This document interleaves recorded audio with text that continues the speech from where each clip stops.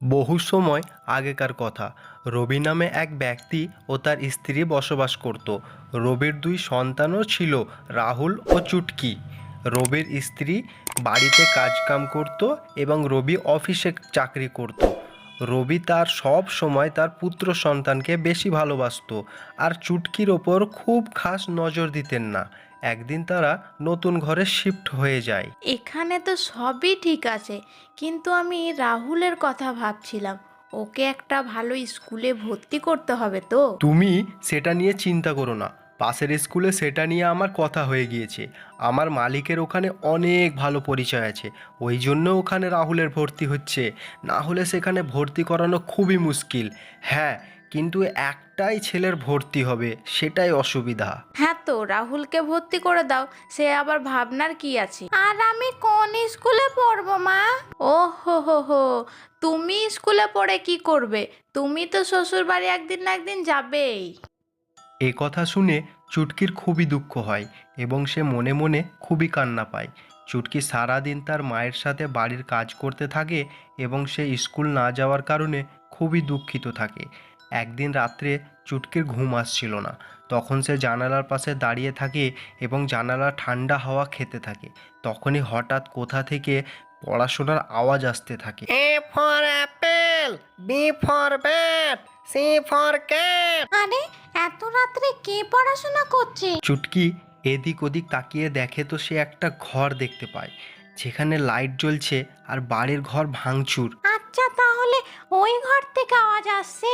তাহলে পড়াশোনা কে করাচ্ছে? যাই তো দেখে আসি। চুটকি সে বাড়ির দিকে বিনা ভয় ডর করে চলে যায় এবং একটু চিন্তা ভাবনা না করে ভিতরে প্রবেশ করে এবং ভিতরে সে একটা আজব দেখতে মেয়ে দেখতে পায় এবং সে চুটকিকে বলে, তোমার ক্লাস কখন থেকে চালু হবে?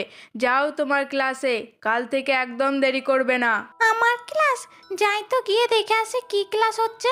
চুটকি ক্লাসে ঢুকে তো চুটকির চোখ খোলাকার খোলা থেকে যায়। সে দেখে একটা ভূত সব বাচ্চাদেরকে পড়াচ্ছিল এবং চুটকি সেটা দেখে ভয়ে চিৎকার করে ওঠে। চুপ করো, দেখতে পাও না এখানে বাচ্চারা পরীক্ষা দিচ্ছে? তুমি কেন লেট করে এসেছো? চলো ক্লাসে বসো এবং কাল থেকে দেরি করবা না, ঠিক আছে? চুটকি কিছু বুঝতে পারছিল না কি হচ্ছে। সে পালাতেও পারছিল না। তখনই, কি শুনতে পাচ্ছ না তুমি?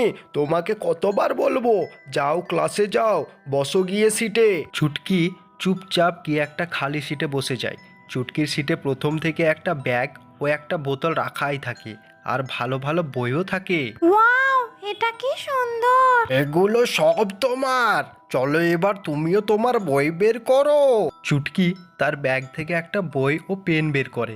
চুটকিকে এত ভালো লাগে যে সে তার ভয় ডর কোন দিকে হারিয়ে দেয় এবং ভূত মাস্টারের পড়াশোনা মন দিয়ে শুনতে থাকে। আর পড়াশোনার পর ভূত মাস্টার সবকে একটা করে চকলেটও দেয়। কাল থেকে তাড়াতাড়ি চলে আসবা, ঠিক আছে? তাহলে তোমাকে আবার চকলেট দেব। আর হ্যাঁ, এই স্কুলের ব্যাপারে কাউকে বলবা না, না তো তোমাকে এখানে আর আসতে দেবে না। না স্যার, আমি কাউকে বলবো না। রাত 3টের সময় চুটকির স্কুল ছুটি হয়ে যায়। তারপর সে বাড়ি এসে চুপচাপ ঘুমিয়ে পড়ে। চুটকি পরের দিন থেকে ঘুম থেকে উঠে আগের রাতের ব্যাপারটা কাউকে কিছু বলল না, কারণ তার ভয় পেয়েছিল যে স্কুলের ব্যাপারে জানার পর তার বাবা মা তাকে আর স্কুলে যেতে দেবেন না। চুটকির পড়াশোনার করার এত ইচ্ছা যে তার কিছুই যায় আসে না যে সে মাঝরাতে একটা ভুতুড়ে স্কুলে যেতে হচ্ছে, যেখানে যারা পড়ছে এবং যারা পড়াচ্ছে তারা সবাই ভূত। কত ভালো লাগছে এখানে, আর কত কিছু শিখতেও পাচ্ছি। সত্যি, আমারও পড়াশোনার খুবই শখ। তোমরা কি করে মারা গিয়েছিলে? একদিন এই স্কুলে আগুন লেগে গেছিল এবং অনেক ছাত্রছাত্রী ও স্যার ম্যাডাম পুড়ে মারা গিয়েছিল। এমনকি এই স্কুলের মালিকও সেদিন পুড়ে মারা গেছিল। সেই দিন থেকে এই স্কুল বন্ধ হয়ে আছে, কিন্তু আজকেও আমরা সবাই ম্যাডামের কাছে পড়াশোনা করি। চুটকি প্রতি রাত সেই ভুতুড়ে স্কুলে যায় এবং ভূতদের সাথে পড়াশোনা করতে থাকে এবং ভূত স্যার তাকে অনেক ভালোবাসতে লাগে। এদিকে চুটকি এবং রাহুল অনেক বড় হয়ে যায় এবং রাহুলের পড়াশোনা খারাপ হওয়ায় রাহুলের বাবা তাদের ওপর চিৎকার করতে থাকে, আমি আমার সব কিছু তোমার পড়াশোনার ওপর লাগিয়ে দিয়েছি, কিন্তু তুমি সব সময় ফেল ফেল আর ফেল। এবার অনেক হলো। আমার কাছে আর এক পয়সাও নেই যে আমি তোমার পড়াশুনোর ওপর লাগাবো, বুঝলে? আপনি আমার ওপর টাকা খরচা করেছেন তো কি হয়েছে? আমি তো আমার মতো চেষ্টা করেছি, তাও যদি আমি ফেল করেছি তো কি হয়েছে? এত রাগ করার কি আছে? হায় হায় রে, এ ছেলেটার একটুও লজ্জা শরম নাই। রাহুল পড়াশোনায় কখনো মন দেয় না, তার ওপর আবার দিন দিন সে আরও বদমাশ হতে লাগলো। ধীরে ধীরে সে ঘর থেকে টাকা চুরি করতে শুরু করলো।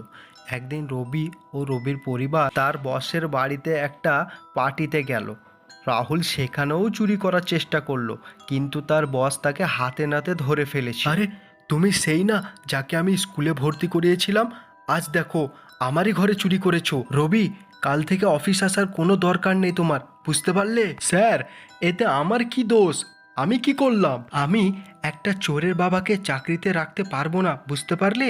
রাহুলের এই ব্যবহারের জন্য রবির চাকরি চলে যায় এবং রবি তার ছেলে রাহুলকে প্রচুর বকাধকা শুরু করে দেয় এবং কিছুদিনের মধ্যে তাদের বাড়িতে একটা টাকাও থাকে না। সেই সময় তার মেয়ের চুটকি তাদেরকে অনেকগুলো টাকা দিতে আসে। তুই এতগুলো টাকা কোথায় পেলি মা? আমি বাচ্চা বাচ্চা ছেলেদের পড়িয়ে এই টাকা ইনকাম করেছি। চুটকির কথা শুনে রবি ও তার স্ত্রী স্তব্ধ হয়ে যায়। তুমি পড়াশোনার জন্য মাঝরাতে ভূতেদের স্কুলে পড়তে যেতে, সব কিছু আমাদেরই ভুল।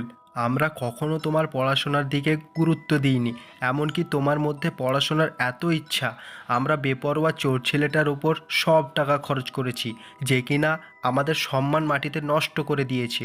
আমাদের ক্ষমা করে দাও। রবি ও তার স্ত্রী তাদের ভুল বুঝতে পারে। চুটকি তারপর সেই ভুতুড়ে স্কুলে আর যায়নি, কিন্তু সেখানকার ম্যাডামদের মধ্যে সব সময় সে ধন্যবাদ জানায়।